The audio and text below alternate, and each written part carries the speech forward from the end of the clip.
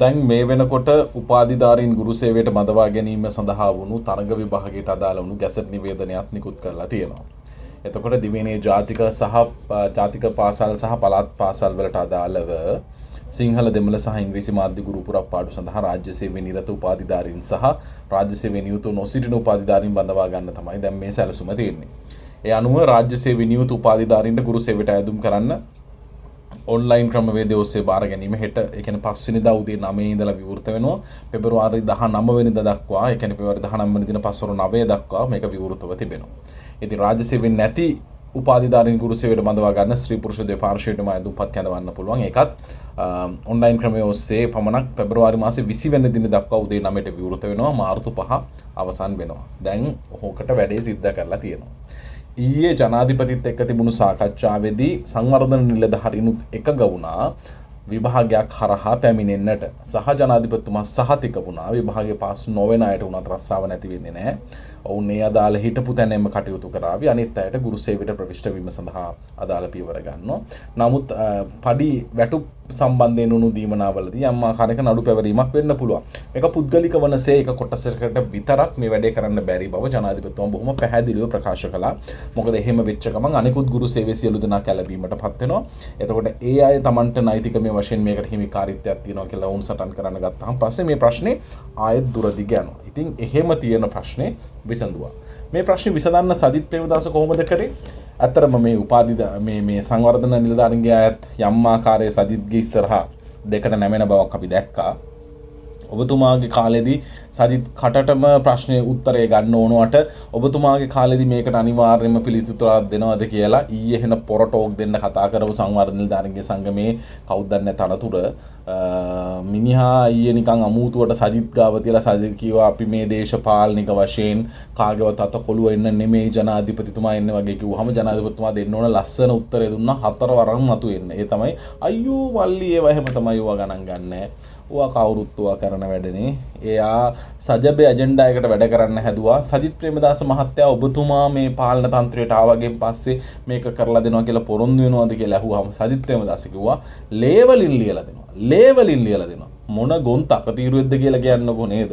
මුන් හිතන් ඉන්නේ තාමත් කිරීටය තියෙන යුගයක රජවරු මේන්ටේන් කරන කාලෙක අශ්ව අපිටේ ගිහිල්ලා රාජ්‍ය පාලනය කරන වරදක් කරන උන්ව ගෙනල්ලා හිස ගසා දාලා දඬු කඳේ ගහන ඒ වගේ යුගයක තාම ජීවත් වෙන්න කියලා මේ සජිත් ප්‍රේමදාස කියන තාමත් බුද්ධිය මෝරපු නැති නායකයා හිතාගෙන ඉන්නේ.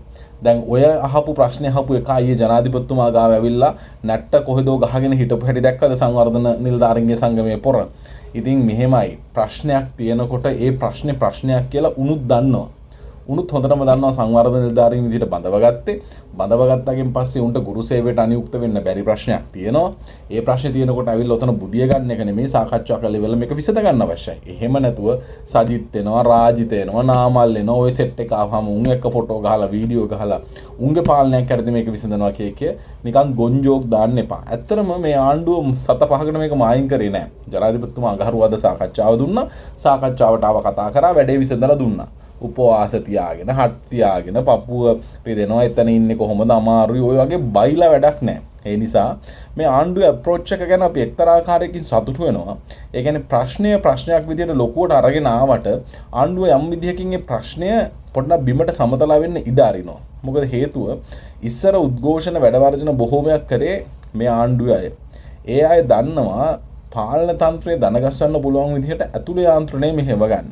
හැබැයි මේ අයට ඒක කරගන්න බෑ. ඒ නිසා තමයි ජනාධිපතිවරයා ඇතුළු ආණ්ඩු පක්ෂය විපක්ෂය විසින් කරන සමහර විරෝධතාවයම කිසිදු උත්තරයක් දක්වන්නේ නැතුව අතහැරලා දාන්නේ. මොකද හේතුව දන්නවා එවකට JVP එක ඒ ප්‍රශ්න ඇදගෙන ගියා වගේ ඇදගෙන යන්න පුළුවන් විදිහේ සෙට් එකක් මේ මාලිමාවට එරහිව නැගී සිටින ජාතික ජනබලවේගයට එරහිව නැගී සිටින පොහොට්ටුවට හෝ වෙන යම් දේශපාලන කඳවුරකට නෑ. ඒකයි ඇත්ත කතාව. ඒ නිසා මේ වෙලාවේ සජිත් ළඟින් වගේ අයගෙන් විසඳුම් හොයන්න යන අයටයි මේ පණිවිඩය කියන්නේ. ඒ වගේ ගොන් තකතිරු වැඩ කරන්න එපා.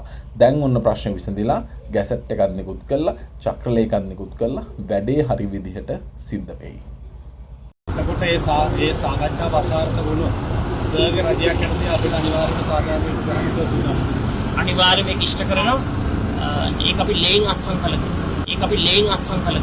ඇත්තම කරු ජන එතකොට ඒ සාකච්ඡාව අසාර්ථක වුණොත් සර්ගේ රජයක් යටතේ අපිට අනිවාර්යයෙන්ම සාධාරණ කරන්න සුදුසුකම්.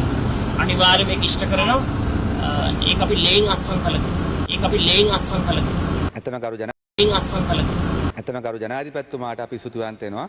අපේ විපක්ෂ නායකතුමා ලේ සොලවන්න ගියප එකෙන් වළක්වා ගත්තට ඉතින් ඇත්තටම විපක්ෂ නායකතුමාට අපේම පිහිට තමයි එතුමාට